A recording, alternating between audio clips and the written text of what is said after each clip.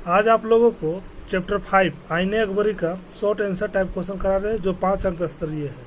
चलिए प्रश्न की ओर चलते हैं। और जो मेरे वीडियो पे नए हैं वो चैनल को सब्सक्राइब कर लीजिए और लाइक भी कीजिए। चलिए बीच में फिर चलिए ध्यान दीजिए। प्रश्न है, जमींदार कौन थे? मुगल व्यवस्था में इनकी क्या भूमिका थी? आंसर देखिए, ऊंची जाति वाले लोग जमींदार होते थे। जो बड़े जाति के लोग थे वो जमींदार होते। इसके अतिरिक्त ऊंची जाति के ब्राह्मण राजपूत गठबंधन ने ग्रामीण समाज पर अपनी पकड़ बना रखी थी। जमींदारों के बारे में निम्न तथ्य प्रमुख है। पहला, जमींदार प्रायः समृद्ध होते थे। समृद्ध का मतलब सब कुछ उसके पास होता था। उनकी विस्तृत व्यक्तिगत जमीन मलिकायत, जिसको बोलते हैं मलिकायत कहलाती थी, यानी जमीन का मालिक कहलाते थे। इस जमीन पर जमींदार दिहाड़ी के मजदूरों से काम करवाता था, यानी जिसके पास जमीन उमीन नहीं होता था उसको दिहाड़ी मजदूर बोला जाता है, उसी से काम कराया जाता था। दूसरा है जमींदार राज्य की ओर से अपने क्षेत्र के किसानों से कर वसूलता था। जमींदार का तात्पर्य भूमि उत्पादन पर जमींदार का एक दावा था। जमींदार का तात्पर्य है कि भूमि उत्पादन पर जमींदार का एक दाव था, मतलब एकाधिकार था, जो राज्य की भूमि राजस्व की मांग के साथ साथ चलता था। तीसरा पॉइंट है, जमींदार हमेशा प्रायः आनुवंशिक होते थे। जमींदारों की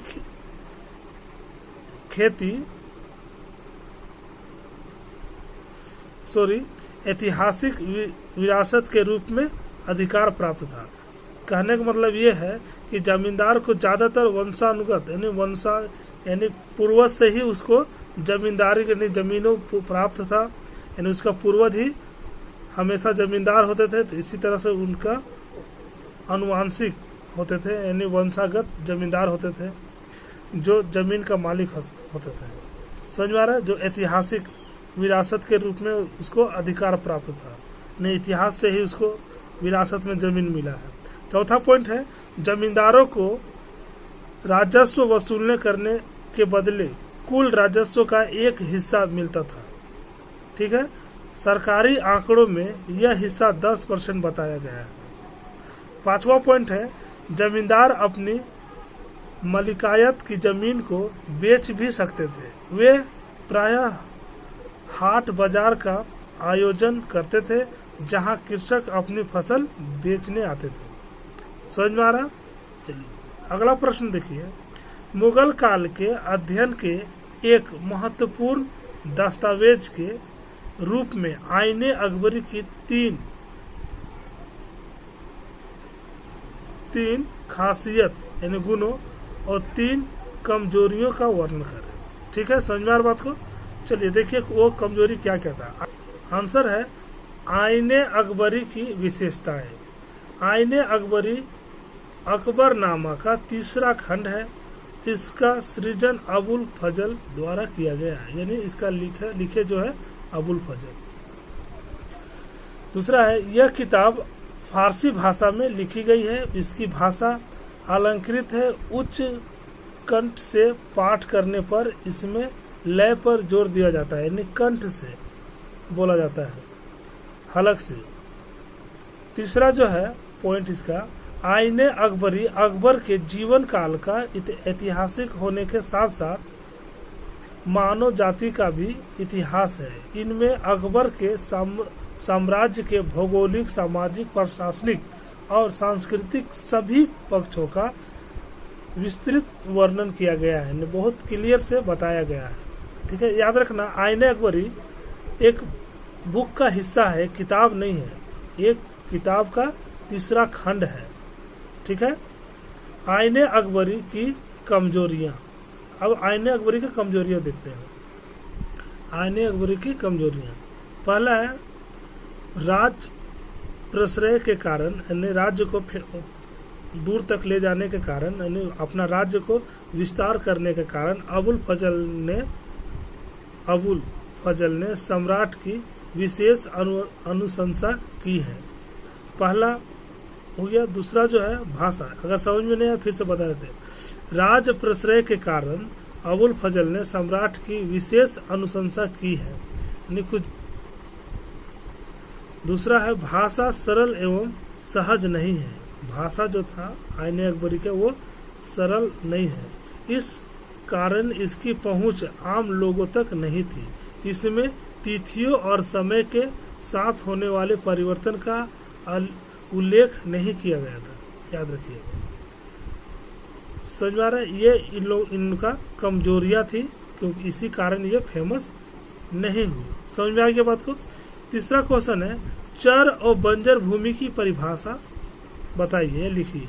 आंसर है चर भूमि यह वह भूमि होती थी जो कृषि योग्य होने या उर्वरा जो शक्ति प्राप्त करने हेतु 3 या 4 वर्ष प्रति छोड़ दिया जाता था, क्योंकि उसका उर्वरक जो पावर होता है खेती का वो 3-4 साल के बाद उसमें आता था, इसलिए उसको प्रति छोड़ दिया जाता था। प्रति मतलब 3-4 साल के लिए वो जमीन पे कुछ नहीं बोना। बंजर भूमि यह सबसे निम्न यानी बहुत घटिया किस्म की खेती के लिए भूमि होता था। यह सबसे निम्न कोटि की भूमि थी जो 5 वर्ष के लिए खाली छोड़ दी जाती थी, फिर भी उस पर बहुत कम ही फसल होता था। अगला प्रश्न देखिए, चौथा जो प्रश्न है, आईने अकबरी का क्या महत्व है। यह क्वेश्चन आप लोगों के एग्जाम में बार बार पूछता है, ठीक है, ये अच्छा क्वेश्चन है। आंसर देखिए, आईने अकबरी का महत्व निम्नलिखित है। पहला, आईने अकबरी से हमें दरबार, प्रशासन, सेना का संगठन, राजस्व के स्रोत, प्रांतों का भूगोल, धार्मिक रीति रिवाज, विभिन्न विभागों, प्रांतों आदि के विषय में महत्वपूर्ण जानकारी प्राप्त होती है। इस प्रकार यह अकबर के साम्राज्य के बारे में सूचनाओं की खान है, ठीक है। तीसरा जो पॉइंट है, आईने अकबरी में समस्त जनजातियों सूचनाएं एक सिलसिलावार तरीके से संकलित की गई है, मतलब एक बहुत अच्छे ढंग से लिखा गया है। पहले 3 भाग प्रशासन का विवरण, मंजिल आबादी, सिपाही की आबादी, मुल्क आबादी प्रदान करते हैं। चौथा और 5वां भाग भारत के लोगों को धार्मिक, साहित्यिक और सांस्कृतिक रीति रिवाजों का वर्णन करते हैं। समझ में आ रहा बात को। तीसरा पॉइंट है, इसमें मौखिक बयानों को सच्चाई के रूप में शामिल करने से पूर्व अन्य स्रोतों से उनकी पुष्टि करने का प्रयत्न किया गया, यानी कोशिश किया गया था। इसके अतिरिक्त सांख्यिकी के आंकड़ों के अंकों के साथ शब्दों में लिखा गया, ताकि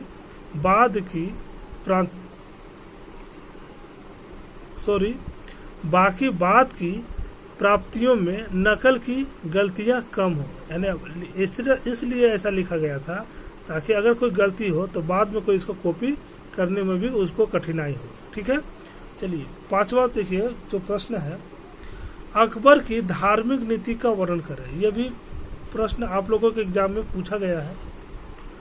आंसर देखिए, अकबर ने धार्मिक सहिष्णुता की नीति अपनाई। 1562 ईस्वी में अकबर ने युद्ध में जो बंदियों को पकड़ा था, बंदियों को दास बनाने की प्रथा पर रोक लगाई। 1563 ईस्वी में अकबर ने तीर्थ यात्रा कर बंद कर दी। 1563 ईस्वी में अकबर ने तीर्थ यात्रा कर बंद कर दिया। प्रशासनिक और धार्मिक प्रश्नों पर वाद विवाद करने के लिए अकबर ने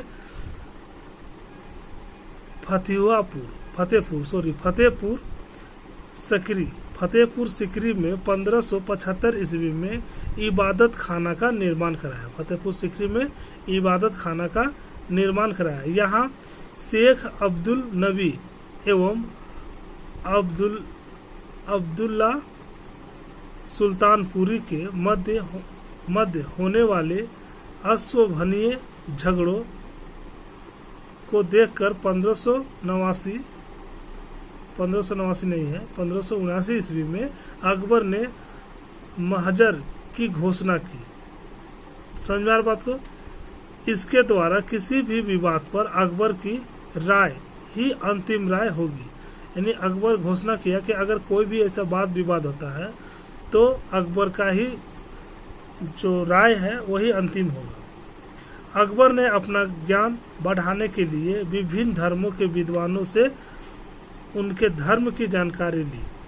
समझ में आ रहा बात को? चलिए, पहला जो है हिंदू धर्म। क्या क्या अनेक धर्म अपनाए थे अकबर ही एक ऐसा राजा था तो सभी धर्मों को मानते थे।